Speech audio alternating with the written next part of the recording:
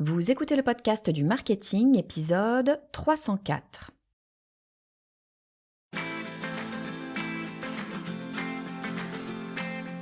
Bonjour et bienvenue. Je suis Estelle Ballot et je suis ravie de vous recevoir sur le podcast du marketing.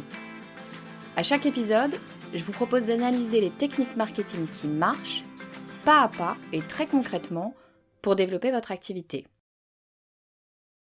Aujourd'hui, on va parler d'un sujet que je n'ai encore jamais abordé sur le podcast et pourtant, c'est un sujet qui concerne absolument tout le monde, le media training. Si vous êtes dirigeant, entrepreneur ou si vous êtes simplement amené à prendre la parole en public face à une caméra ou un micro, savoir s'exprimer avec clarté, impact et confiance, c'est devenu une compétence essentielle. Et pour en parler, j'ai la chance de recevoir aujourd'hui Sandra Lou. Alors vous reconnaîtrez très certainement sa voix puisque Sandra a passé plus de 20 ans à la télévision sur M6 et sur TF1. Aujourd'hui, elle met toute cette expérience au service de celles et ceux qui doivent s'exprimer devant les médias, face à un journaliste ou sur scène. Avec Sandra, on va parler de ce que c'est vraiment que le media training, bien au-delà des clichés qu'on peut parfois avoir.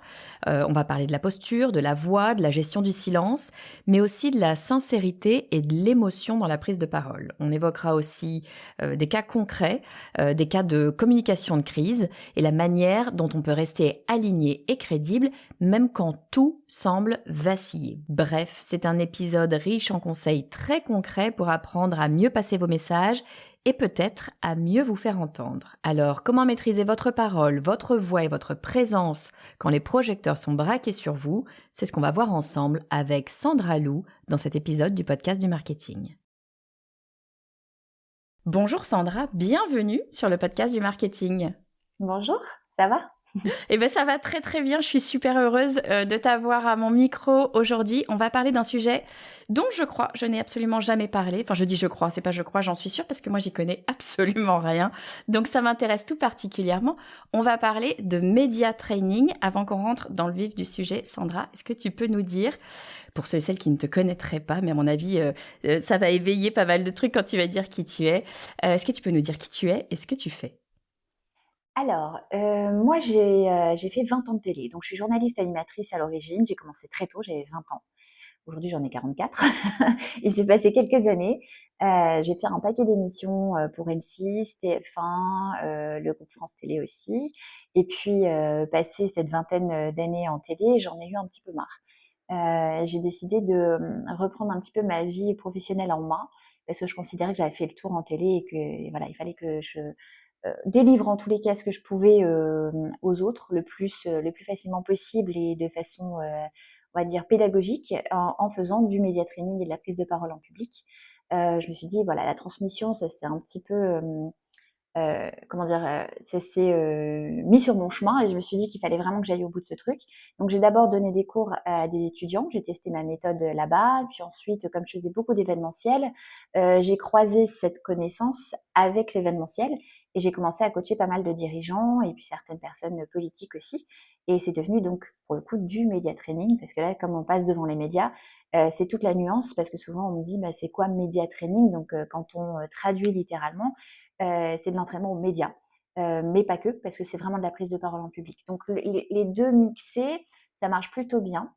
Et pour finir sur ma présentation, sinon ça va durer 8 ans, j'ai monté mon agence de communication événementielle avec mon associé il y a 2 ans. Donc une agence qui s'appelle Verbal et on accompagne justement nos clients à l'accompagnement éditorial, mais pas que, quoi. Donc voilà. Trop bien, trop bien. Ouais, si, juste pour reprendre sur l'agence, vous faites de l'accompagnement éditorial, vous faites du média training, vous faites aussi de la com de crise. On va peut-être en parler un petit peu tout à l'heure parce que c'est vraiment en lien avec le média training. Est-ce que tu peux m'en dire un peu plus sur, d'abord, ce que c'est vraiment que le média training? Parce que moi, je te disais, je suis une néophyte totale là-dessus. Ce que je vois du média training, c'est ce que j'ai pu voir sur 2-3 émissions à la télé où tu avais quelqu'un qui t'entraîne à savoir comment répondre. Mais finalement, je me rends pas bien compte ce que c'est. Pour un dirigeant, un de tes clients, par exemple, un dirigeant d'une entreprise, qu'est-ce que ça veut dire le média training? Sur quoi vous allez bosser? Le média training, c'est énormément de travail sur la posture. Donc, on a le non-verbal, donc la gestuelle, les expressions faciales, la posture, comme je te disais, la voix. Les gens oublient que la voix fait partie justement d'une communication. Donc, tu as des voix qui sont absolument linéaires et barbantes. Et ben, c'est pas possible. Des gens qui ne savent pas utiliser la nuance, la musicalité dans la voix. Et ça fait partie donc du média training. Et dans le média training, il y a forcément les mots qu'on utilise. Et c'est là où le média training devient intéressant. Parce que les messages clés qu'on a à faire passer, il faut bien les faire passer. Parce que s'ils passent mal, le message n'est pas entendu. Et surtout, tu peux passer devant n'importe quelle chaîne de télé, tu seras forcément mauvais. Donc, ça fait partie de tout ce petit package-là, si tu veux. Ce qui est marrant, c'est que le média training exclusif va être un peu plus ciblé sur des personnes qui vont plus n'importe quoi passer sur BFM Business, par exemple, et qui vont me dire ouais, demain je dois passer sur BFM Business, j'ai un peu peur parce que je me dis que le journaliste va me piéger, ou s'il me pose cette question, qu'est-ce que je fais Et en fait, c'est là où nous, on intervient à leur côté, c'est pour les aider sur la construction de leur message. Je parlais d'édito tout à l'heure, mais c'est hyper important parce qu'il y a des méthodes à respecter pour que le message passe bien. Et surtout, après, c'est un peu l'emballage cadeau. C'est comment je vais vendre mon message pour que ce soit parfait. Victor Hugo disait, la forme, c'est le fond qui remonte à la surface. Et c'est exactement ça. C'est-à-dire qu'une fois qu'on a travaillé la forme, le fond remonte simplement parce qu'on a pu à se mettre dans notre mental le fameux mince, comment je dois me tenir, est-ce que là ma voix porte suffisamment, est-ce que j'ai l'air convaincant, est-ce que j'ai mis suffisamment de silence ou pas. Et ça, c'est des méthodes qui sont importantes à tout niveau, quoi. Ouais, c'est intéressant ce que tu dis, c'est que en t'écoutant, je me rends compte que finalement, média training, en tout cas passer, se préparer à passer devant un journaliste ou par exemple BFM ou autre, finalement, c'est faire du marketing de soi et du marketing de son message. Quand tu dis, il faut savoir emballer un petit peu les choses, le cadeau pour que notre idée ressorte le mieux possible. De fait, en fait, c'est vraiment lié au marketing, mais dans la communication verbale du dirigeant ou de la personne, en tout cas, qui est interviewée. Je sais que tu as pas mal d'outils que tu proposes à tes clients pour un petit peu cadrer les choses. Parce que quand on se dit ça comme ça, je dis, oui, d'accord, emballer l'histoire, elle est sympa, Sandra, mais... c'est quand même pas forcément. C'est ça. Voilà, comment je fais. Tu me disais qu'en prépa, t'avais, j'ai bien aimé l'acronyme, tu avais une méthode qui s'appelle KISS. Tu peux nous en dire un peu plus? Oui, j'aime bien cette méthode-là parce que déjà, elle est facile à retenir. C'est souvent des termes anglais, hein, mais au final, on comprend quand même, voilà. C'est facile à retenir parce que ça veut dire bisous. Au final, quand tu prends l'acronyme, c'est pas bisous que ça veut dire, c'est keep it super simple. Donc, dans l'écriture de vos messages, arrêtez de faire des longs discours. La majorité des gens ont envie, tu sais, de faire passer beaucoup trop d'infos d'un coup. Et en fait, en faisant ça, tu noies le message et c'est pas du tout constructif. Donc déjà, désapprendre, tu vois, les gens à être moins scolaires, c'est déjà une difficulté. Parce que tu dois identifier ton message clé. Une fois que tu l'as identifié, ce message clé, il va falloir que tu te dises, et ça du coup c'est une autre méthode que j'ai, c'est ok, qu'est-ce qu'on va retenir de ce message-là dans une semaine, dans 6 mois et dans un an. C'est-à-dire que vraiment c'est le message le plus important, et pour que ce soit un message qui passe bien, il faut le rendre efficace et court. Donc ça c'est quand même une méthode qui est compliquée chez la majorité des gens parce que quand tu dis il faut rendre les choses simples, il faut pas mélanger avec simpliste. C'est pas parce que tu simplifies le message que ça devient débile, tu vois. On ne demande pas à ce que ce soit simpliste. Ça peut être avec, tu vois, des termes un peu techniques, un verbatim qui est très, par exemple, marketing, si besoin. Néanmoins, c'est pas parce que tu parles là-dessus que tu dois faire des longues phrases qui vont durer 8 ans, qui vont pas être claires, parce que du coup, quand tu fais long, tu commences à te retrouver dans des trucs où tu t'emballes, tu te prends les pieds tout seul dans le tapis. Donc ça ne fonctionne pas. Keep it super simple. Toujours, encore un terme anglais, désolé, mais straight to the point, c'est vraiment je vais à l'essentiel. Et comme ça, le message est beaucoup plus clair et on le retient mieux, quoi. Ça, c'est primordial. C'est pas toujours le plus simple. Ça paraît simple quand on dit comme ça, mais de faire simple, c'est souvent ce qu'il y a de plus compliqué. Moi, je vois même, tu vois, dans un message marketing, on se dit exactement la même chose. On se dit à un moment donné, il va falloir un peu essentialiser la chose. Et essentialiser la chose, ça veut dire quoi? Ça veut dire aller choisir le bon mot, le mot juste pour exprimer ton idée. Et c'est ça finalement qui est super dur. Mais une fois que tu as réussi à le trouver, moi, c'est ce que j'explique à mes clients souvent. Je dis, on essaye de redescendre au plus simple, aux quelques mots, mais qui sont ultra bien choisis. Parce qu'une fois que tu as les mots ultra bien choisis, c'est très facile de tricoter et de rajouter des choses et de broder Mais autour. Et si oui, tu veux faire un message beaucoup plus long, beaucoup plus élaboré, tu le feras dans ce sens-là. Le faire dans l'autre sens, c'est beaucoup plus complexe. Donc, tu sais ce effectivement, qu'il de faut réussir à retenir? trouver l'essence. Bah, c'est ça. Et ce qu'il faut retenir de base, c'est qu'on est des grands enfants. Donc les grands enfants, quand tu repenses un petit peu à comment on était, ils aiment quoi? Ils aiment qu'on leur raconte des histoires. Donc une histoire, tu peux la raconter de façon très courte, tu sais. Mais ce qu'il faut, c'est faire vivre l'histoire et il faut que ça nous émerveille encore, même dans des discours un peu compliqués politiques, hein. Mais il faut qu'on se dise, waouh, ça envoie du lourd. Obama savait très bien le faire, par exemple. Obama ou pas politique, mais Oprah Winfrey, quand on connaît un peu son mode de fonctionnement, c'est pareil. Elle raconte des histoires, mais elle revient toujours à son message clé et elle sait très bien faire justement pour tisser la toile, pour dire ok, donc je vous ai raconté ça, mais revenons à nos moutons. Il y a ça dont on doit parler. Et c'est que des petits leviers, c'est des petites méthodes. Et quand tu connais les méthodes après, tu sais faire quoi. Ouais, ça va, c'est évidemment plus simple.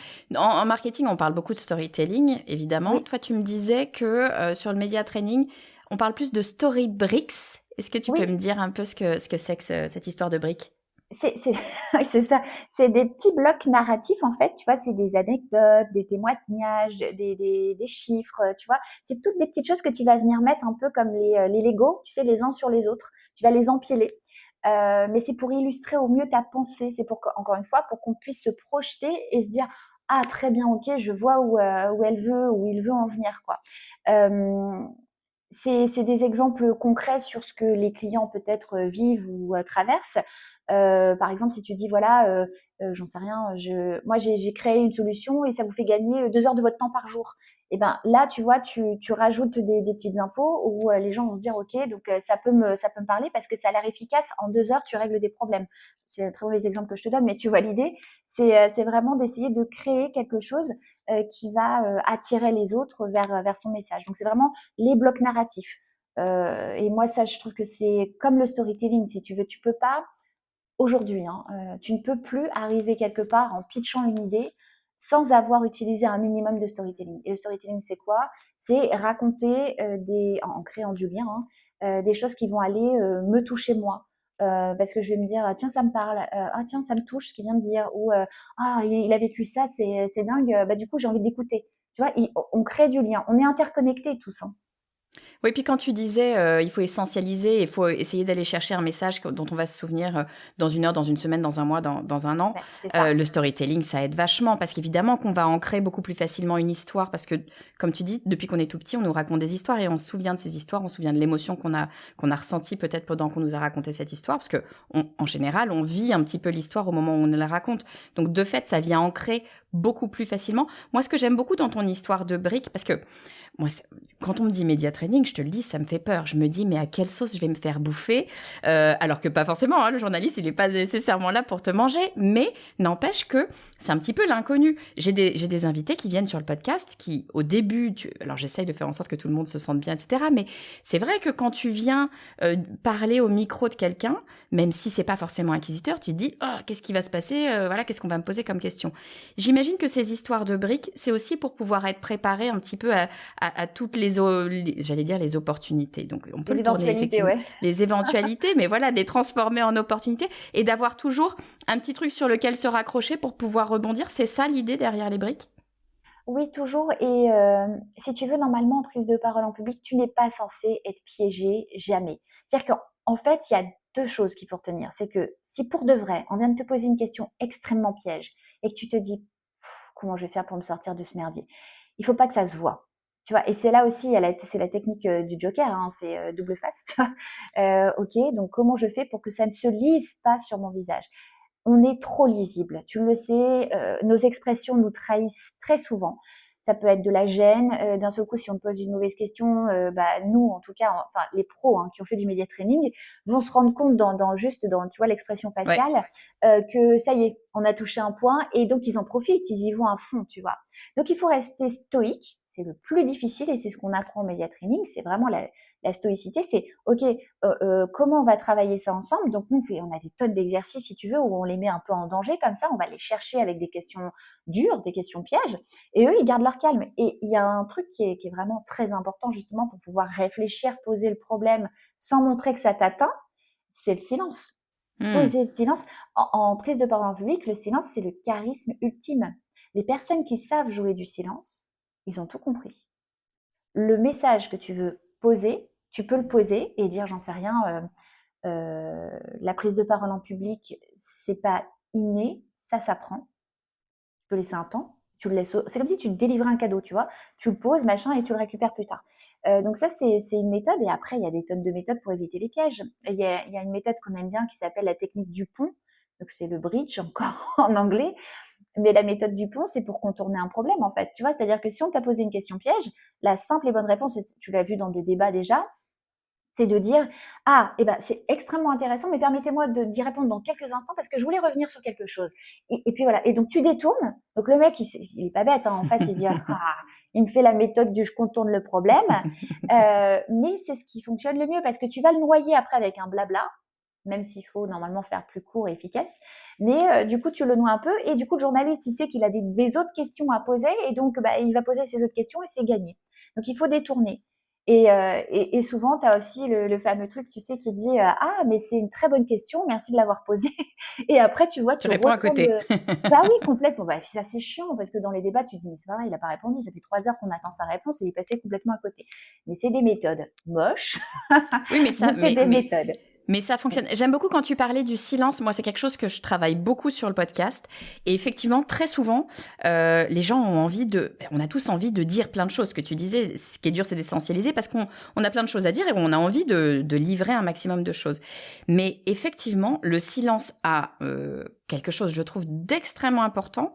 Alors, ça pose effectivement une certaine crédibilité à un certain truc. Le fait d'avoir le courage de laisser un silence. Parce que c'est quelque part une espèce de courage. C'est, ben moi, j'assume. J'ai pas de problème à laisser ce silence.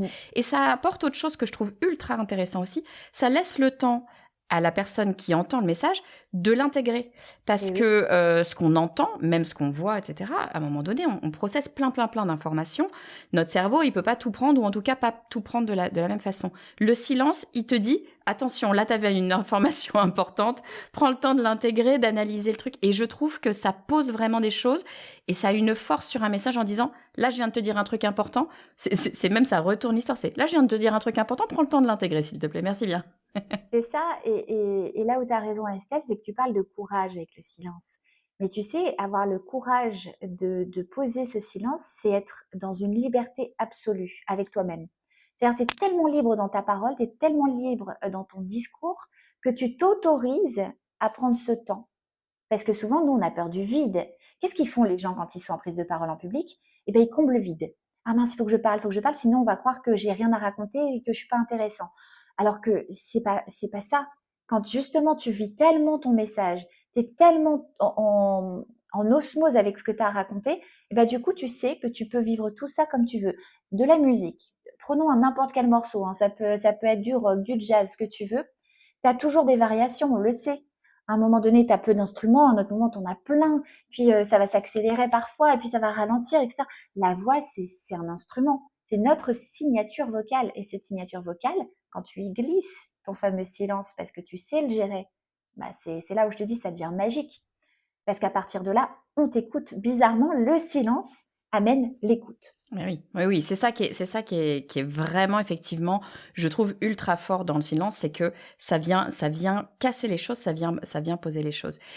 Tu parlais tout à l'heure de moments difficiles, de débats parfois, peut-être de moments de crise, de moments où le message en fait se fait presque urgence, où il y a une problématique. Ça, avec ton agence, t'accompagnes des gens dans ce qu'on appelle de la communication de crise. Ouais. Est-ce qu'on peut parler un petit peu de ça? Je sais que t'as travaillé sur le cas de l'affaire qui a fait beaucoup parler de Kim Kardashian lorsqu'elle a été, je sais pas comment on dit, quand elle a été prise en otage, je sais pas comment, cambriolée, les deux, voilà. cambriolée, prise en otage, c'était assez violent pour elle.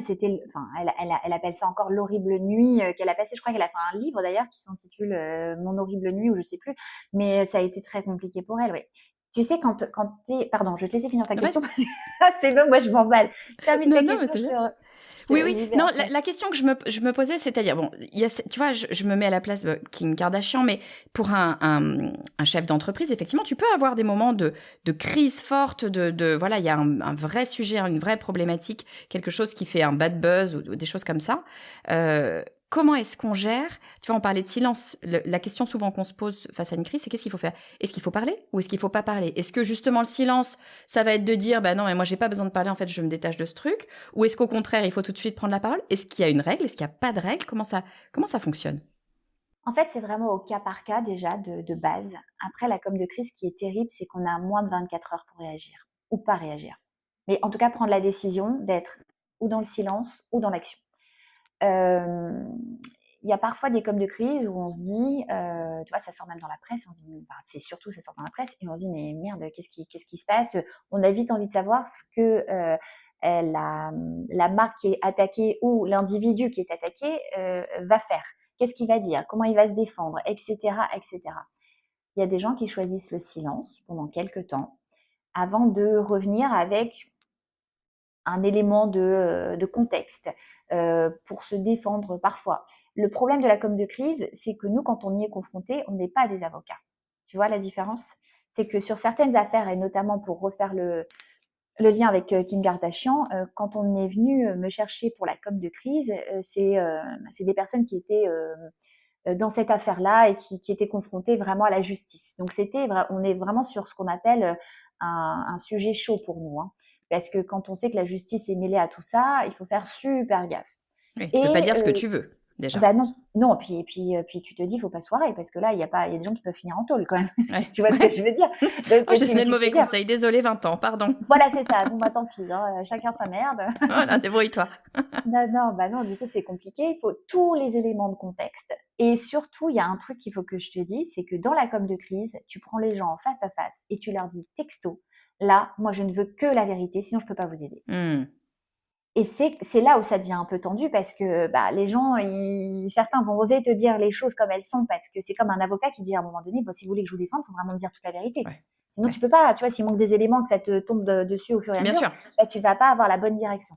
Bah, nous, c'est pareil. Alors, en sachant qu'on ne doit évidemment pas juger, c'est comme ça, ok.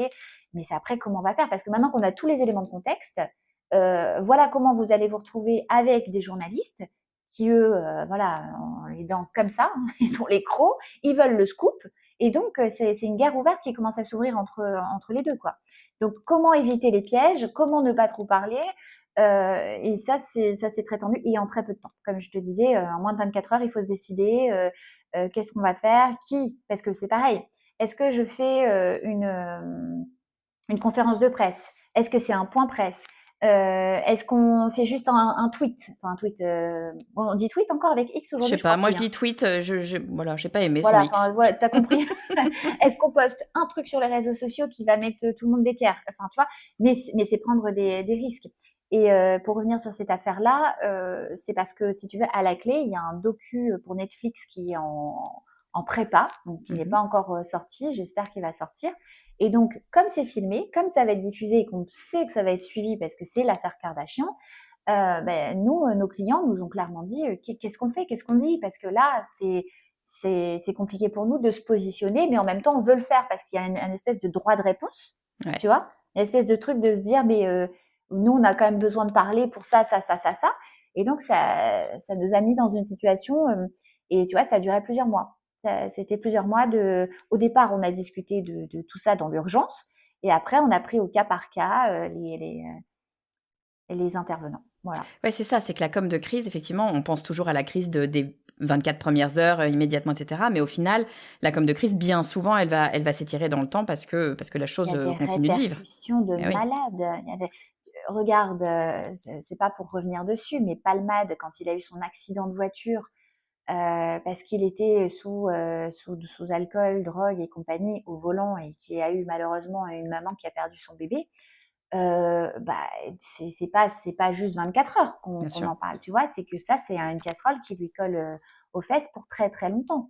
Et malheureusement, bah, qu'est-ce que tu fais de tout ça, tu vois? Donc, c'est ce genre comme de crise que parfois on est amené à gérer. Alors, pas toujours des trucs aussi, tu vois, sulfureux, mais ça peut être des petites entreprises, comme tu disais tout à l'heure, qui ont des différends en interne, où ça commence un petit peu à éclabousser en externe. Donc, qu'est-ce qu'on fait? Donc, quand c'est en circuit plus court comme ça, nous, limite, si tu veux, on a le plaisir à le faire parce que bah, il y a moins de danger pour nous.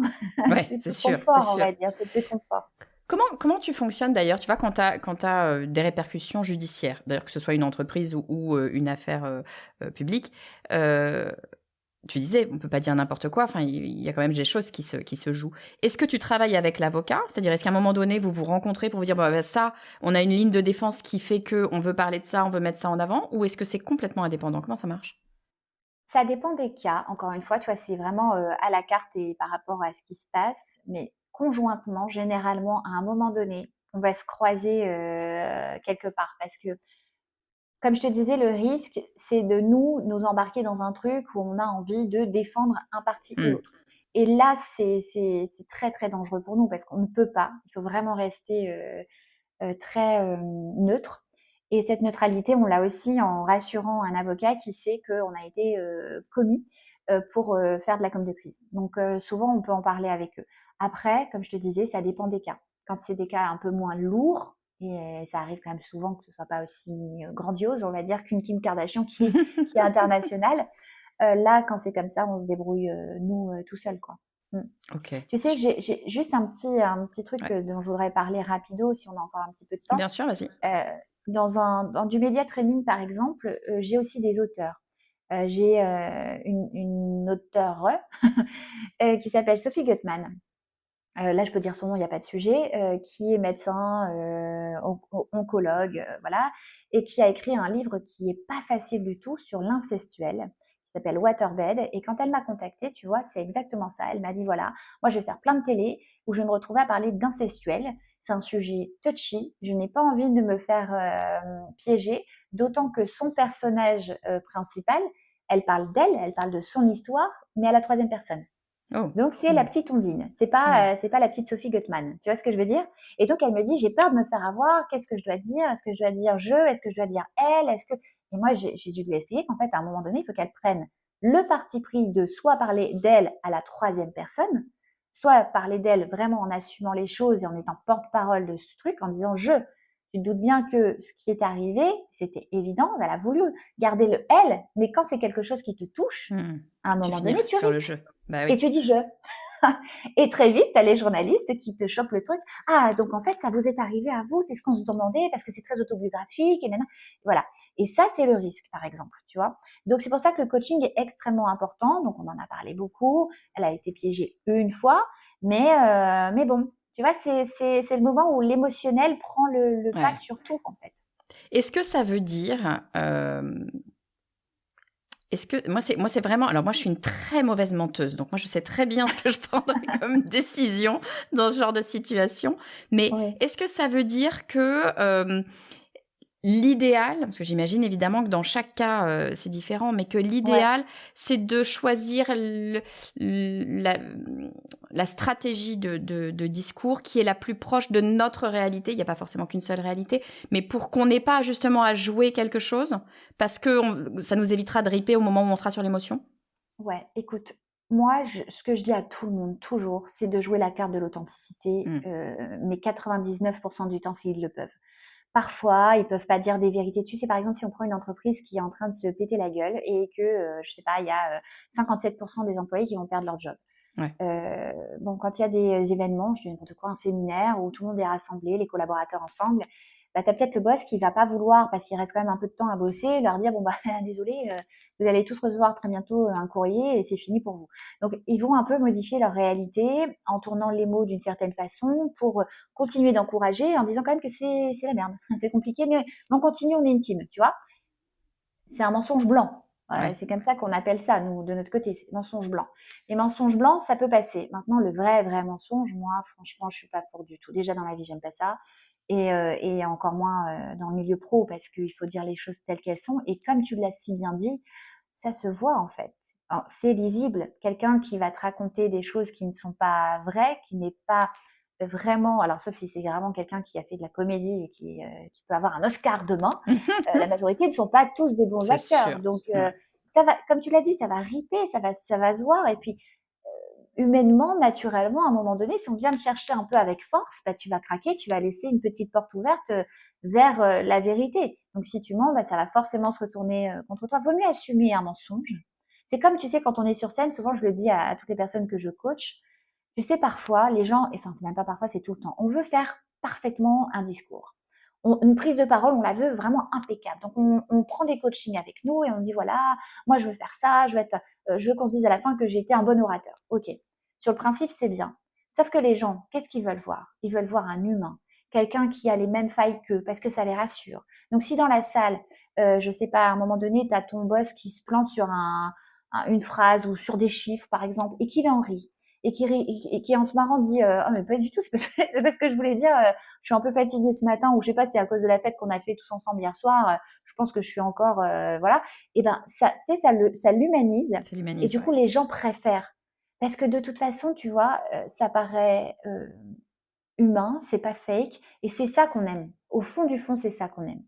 Les personnes trop parfaites, ça fait chier, hein. Très Ouais, ouais, ouais. sincèrement, c'est Non, et puis, pas. de toute façon, c'est toujours cette même histoire. C'est toujours cette histoire d'émotion. C'est qu'à un moment donné, euh, le trop parfait, le trop tout est beau et tout est lisse.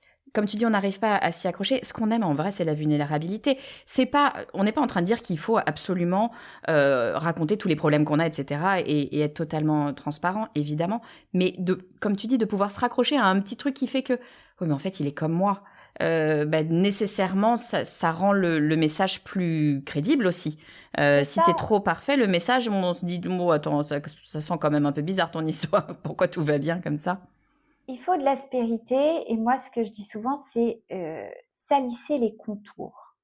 Tu as un cadre, les gens aiment bien être dans leur cadre, donc tu les remets dans leur cadre parce que ça les rassure. Moi, ce que je leur dis, puisqu'ils n'arrivent pas tous à sortir du cadre, je leur dis, mais dans ces cas-là, salissez tous vos contours. Parce qu'en fait, c'est ça qui va plaire aux gens. Parce qu'on va se dire à un moment donné, ah putain, il vient de me toucher, il a dit ça, c'était beau. Si tu veux que être pro et dans ta posture de pro, tu vas pas donner. Tu vas pas être dans le. Je parlais d'interconnexion tout à l'heure, mais quand on est sur un plateau, quand on est comme nous toutes les deux là, ou dans une salle, parce que tu es sur une scène et tu parles à une audience, à partir du moment où tu es en confrontation avec l'autre, tu es en interconnexion, tu es connecté à lui. Donc c'est soit tu joues le jeu et tu crées quelque chose de magique qui va faire que tous les deux, on va se raconter des choses et on va s'apprendre l'un l'autre, tu vois, et on se dit, voilà, on est tous ensemble. Tu vois, par exemple, dans une salle, moi j'ai souvent des gens qui me disent, bon, bah alors je fais quoi Je regarde la salle comme si c'était une unité. Et moi, ça me va pas du tout, parce que je leur dis souvent, non, vous n'êtes pas obligé de vous dire qu'il y a 250 personnes parce que ça va peut-être vous, voilà. Mais je dis, il y a réellement 250 vies dans cette salle. Il y a 250 personnes qui peut-être ont vécu des choses similaires à votre parcours, ou une enfance un peu compliquée comme vous. Peut-être que vous n'avez pas eu de papa, bah eux, peut-être dans la salle, il y en a, j'en sais rien, sur les 250, il y en a peut-être 110 qui n'ont pas de papa non plus. Mais tu vois, c'est pour leur faire comprendre qu'en fait, non, ça n'est pas une masse, c'est individuellement 250 personnes, 250 histoires qui, hypothétiquement, peuvent être connectées à toi. C'est pour ça que quand on parle pas comme mental et qu'on vient mettre, tu vois, plus en profondeur, plus dans les énergies de l'humain, et là, tu accroches les gens, et là, du coup, tu deviens un vrai bon orateur. Et c'est là où ça marche, tu vois. Ouais, c'est toujours la même histoire, hein, c'est l'émotion. Moi, en marketing, pardon, je reviens toujours au marketing, mais Mais bien en sûr, marketing, je dis, bah oui, c'est mon job. En marketing, je dis toujours que la majorité des gens se trompent. On pense que c'est sur le rationnel qu'on prend des décisions, parce qu'on a été élevé comme ça. Moi, je prends des bonnes décisions pour mon ménage, machin, etc. J'achète les trucs qu'il me faut. La réalité, c'est que c'est pas ça. On achète tous. Et c'est pas que l'achat, en fait, c'est l'action vient toujours de l'émotion. de Le rationnel l'émotion. vient derrière. Il faut du rationnel, il n'y a pas de problème. Mais c'est toujours l'émotion d'abord. Donc, je comprends complètement ce que tu dis dans la prise de parole. Il faut venir mettre de l'aspérité, de l'émotionnel, des choses sur lesquelles les gens vont pouvoir se raccrocher, parce que c'est ça qui va faire tilter, qui va faire changer probablement peut-être une prise de conscience ou une prise de position des personnes. Donc c'est sûr que cette émotion, ces aspérités dont tu parles, ultra importantes. Tu nous as dit plein de choses, Sandra. Je vais essayer de résumer en 2 secondes ce que tu nous as dit. Bon. D'abord, tu nous as dit que la prise de parole en public, au sens très très large du terme, c'est beaucoup de choses. C'est évidemment le fait de parler, mais pas que. C'est comment est-ce qu'on utilise sa voix, comment est-ce qu'on utilise son corps, comment est-ce qu'on se positionne par rapport aux autres. Et cette interconnexion dont tu parlais à l'instant, effectivement, prendre la parole, même si on n'est pas dans un dialogue direct avec une personne, c'est de toute façon être en interaction avec ces personnes. Ensuite, tu nous as dit, quand on se prépare pour une prise de parole, ce qui est important, c'est d'essayer d'aller à l'essentiel, en tout cas de trouver ce message essentiel. Tu nous disais avec cette méthode KISS, j'aime beaucoup parce que c'est facile à retenir. Oui, Keep it super je te l'ai dit. simple. Oui, Ouais. voilà, ça vient tout seul. C'est pas facile à faire. Donc c'est un vrai exercice. Faut pas se dire, je pense, en une seconde, oui, bon, ok, c'est bon, l'idée, je l'ai. Non. De trouver les bons mots, les mots justes pour aller au plus simple et puis on élaborera après. Ensuite, tu nous as parlé, je vais essayer de retrouver un petit peu les différentes techniques que tu nous as données. Tu nous as parlé des blocs narratifs. Alors, le storytelling, on en parle beaucoup effectivement en marketing. Ça fonctionne aussi ici, mais les blocs narratifs, ce que je trouve vraiment intéressant, c'est d'avoir différentes options qu'on va pouvoir utiliser, piocher en fonction de ce qui va nous être proposé, puisque finalement, lorsqu'on est face à un journaliste, par exemple, on ne sait pas de quoi il va nous parler, quelles questions il va nous poser, et ces blocs narratifs vont pouvoir nous aider. Tu nous as parlé de la méthode du bridge. J'aime beaucoup. Pour moi, c'est la méthode des politiciens. On a une question, on n'a pas envie d'y répondre, on dit donnez-moi une petite minute, je vais y revenir. Puis en fait, on n'y revient jamais. On détourne un petit peu le message, mais mine de rien, ça peut être très utile. Et tu nous as dit quelque chose que je trouvais intéressant à avoir en tête, c'est que le journaliste, lui, de l'autre côté, il va pas nécessairement, à moins que ce soit la question, j'imagine, absolument importante à laquelle qu'il voulait poser et pour laquelle il voulait une réponse. Mais en général, il a prévu plusieurs questions, plusieurs thèmes, plusieurs sujets. Et à un moment donné, il va lâcher l'affaire parce qu'il n'a pas le temps. Il faut qu'il passe aux autres sujets. Donc, je trouve ça intéressant aussi de se mettre dans les chaussures du journaliste et de se dire, bon, attends, peut-être que lui aussi, il a des failles. Peut-être que je suis pas le seul à avoir des failles, le seul ou la seule. Donc, on peut aller voir ce genre de choses.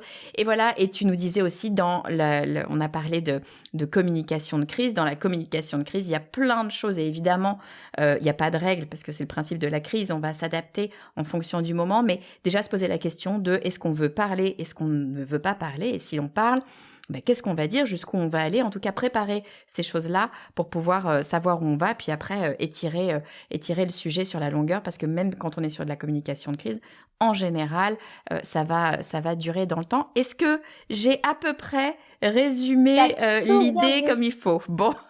T'as tout bien dit. Tu sais quoi? J'ai juste envie peut-être de finir parce que j'aime bien les bonus. Souvent, j'ai des petits call to action pour les gens. J'ai la petite cerise sur le gâteau. On n'a pas évoqué un truc qui est important, mais quand on a ça en tête, ça change beaucoup de choses. Ça peut changer beaucoup de choses dans le marketing. Évidemment, donc, on parle de prise de parole en public. Donc, ça, c'est pour tout, hein, que ce soit en visio comme nous en ce moment, que ce soit dans des réunions, quand on pitch des projets, etc. Ça peut parler à tout le monde. On a un super pouvoir. Ce super pouvoir, c'est les neurones miroirs. Les neurones miroirs, c'est exactement comme dans le titre, hein, c'est du mirroring, c'est-à-dire si j'arrive avec un grand sourire, avec des bonnes énergies, généralement en face, ça va renvoyer la même énergie. Parce que on se dit, ok, je peux être en sécurité, elle n'a pas l'air figée, elle n'a pas l'air en colère, elle n'a pas l'air aigrie, donc tout va bien. Quand on est en prise de parole en public, il ne faut pas oublier qu'en fait, il y a la posture, j'en parlais tout à l'heure, mais il y a vraiment tout ce qu'on va envoyer comme message que le cerveau en face va tout de suite reconnaître. Notre cerveau analyse tellement de choses et tellement vite qu'en fait, très très rapidement, s'il voit quelqu'un sourire, ça va fonctionner. Quelqu'un qui sourit, quelqu'un qui envoie une émotion de conviction, ça marche aussi. Quelqu'un qui, je te parlais de ça en off quand on préparait notre podcast, mais quelqu'un qui va s'avancer pour parler, naturellement, tu vas pas te mettre à l'envers, tu sais, en recul, tu vas t'avancer aussi, genre, vas-y, je t'écoute. Tu vois ce que je veux dire? Parce que ça nourrit ça. Un exemple tout con, mais ça m'est arrivé il y a 2 jours. J'étais en voiture et il y a un gars qui a déboulé hyper vite un vélo et qui m'a quasiment grillé le truc. J'ai failli l'écraser en gros, quoi. Donc si tu veux, je freine, je suis surprise. Il passe et sur le coup j'allais l'engueuler parce que j'ai eu peur, tu vois, j'ai failli le tuer quand même. Logique, oui. Et il passe, il me fait comme ça, il était trop rigolote et il fait et il se marre et il rigole. Et donc du coup je l'ai vu et ça a amené mon rire parce que je me suis dit en fait, il a raison. On a passé à côté d'un truc, il le prend bien, du coup, je suis rassurée. S'il m'avait agressé, tu te doutes que derrière, j'aurais sûrement gueulé dessus. Ah, Donc, bah oui. voilà. Donc, les neurones miroirs, c'est un vrai pouvoir. Il faut s'en servir naturellement, hein. Mais il faut donc se dire, OK, si j'amène quelque chose de sympathique, je vais forcément recevoir quelque chose de sympathique dans une audience, en tous les cas, quand on m'écoute. Si je montre de l'intérêt, on va me montrer de l'intérêt. Donc ça, c'est important de l'avoir en tête. C'est ultra simple à mettre en place en fait, hein. C'est juste de se dire, Ouais, c'est je du me bon mets sens. dans la. Mais voilà, c'est je me mets dans la position dans laquelle je voudrais être reçue. Et effectivement, c'est très très dur de s'énerver contre quelqu'un qui te fait un immense sourire. Essayez Ah un ouais, jour de vous énerver contre quelqu'un qui vous sourit, ça ne marche pas. C'est très c'est très très compliqué. Faut compliqué, vraiment c'est être très ça. énervé. Donc effectivement, c'est Ouais. assez facile de se dire. Moi, je le dis même au téléphone. Ça, c'est quelque chose que je fais qui est super important quand vous appelez, je sais pas, un prospect, quelqu'un ou quelqu'un même avec qui vous avez une discussion, peut-être parfois des discussions difficiles aussi à avoir. Au téléphone, avant de composer, avant que ça sonne, souriez. Ça s'entend au téléphone. Je ne sais pas pourquoi ça s'entend, mais ça s'entend. Et dès qu'on est dans cette posture-là, eh ben, ça fonctionne, ça marche. Et en tout cas, tout est plus simple. Tout est plus simple, à mon avis, et ça de façon globale dans la vie, c'est toujours la vie est plus facile quand on sourit que quand on pleure. Donc, comme on a le choix, autant sourire, c'est plus facile. Autant sourire, bien vu. Merci beaucoup, Sandra. Si on veut en savoir plus, si on veut te contacter, peut-être ton agence, où est-ce qu'on peut te retrouver, dis-moi. Et ben alors, je suis sur LinkedIn, hein, donc là, il n'y a pas de souci, vous pouvez me contacter directement sur LinkedIn. Je réponds à tous mes messages, donc c'est bien moi, donc Sandra Lou sur LinkedIn. Mais sinon, on a évidemment un lien que tu pourras rajouter si tu veux bien de l'agence. Donc c'est agence-verbal.com simplement. Mais pareil, il y a un numéro de téléphone, une adresse mail, vous pouvez nous contacter si vous avez des besoins en prise de parole en public, que ce soit du média training ou de la prise de parole simple, hein, il n'y a pas de sujet. Et voilà, mais c'est vraiment quelque chose d'important. Et quand on apprend justement à travailler cette prise de parole, on peut faire beaucoup, beaucoup de choses derrière parce que c'est des petites techniques, c'est des petits leviers, des petits interrupteurs, comme souvent j'explique. On appuie sur ces petits boutons et ça change tout le message. Donc, ça, c'est quand même important de s'y poser à un moment donné parce qu'on est notre propre business. C'est comme ça que je vois les choses. Et en marketing, tu pourrais me dire la même chose. Donc voilà, il faut investir sur soi. Voilà, il faut investir sur soi d'une manière ou d'une autre, sans même prendre des coachings, c'est se renseigner, c'est lire des livres sur ces sujets-là, et ça va vous aider. Forcément, ça va vous aider. Parfait. Bah écoute, bien sûr, je mettrai le lien de l'agence Merci. verbale et de ton LinkedIn, Sandra, dans les liens, dans les notes de cet épisode. N'hésitez pas à contacter Sandra et puis à travailler sur votre prise de parole parce que on est tout le temps en train de prendre la parole. Donc, de fait, c'est ultra important. Merci, Sandra. T'es la bienvenue quand tu veux sur le podcast du marketing. Merci Estelle. Encore merci Sandra d'avoir partagé avec nous tous tes conseils, toute ton expérience sur le média training, la prise de parole en public, savoir comment réagir face à un journaliste ou dans le cadre d'une communication de crise. C'est vraiment ultra précieux pour nous. Si vous avez aimé cet épisode, partagez-le avec une personne de votre entourage qui pourrait être intéressée par ce sujet du média training. Je suis sûre que vous avez un collègue, un père, un autre créateur d'entreprise peut-être qui pourrait être intéressé par ce sujet. Partagez le podcast du marketing. Ce podcast, je le développe absolument seul et la clé pour qu'un podcast vive, c'est qu'il soit découvert par un maximum de monde. Donc, j'ai besoin de votre aide. Partagez le podcast du marketing si vous l'aimez. C'est ce qui m'aidera à le faire vivre le plus longtemps possible. Je vous dis à très vite.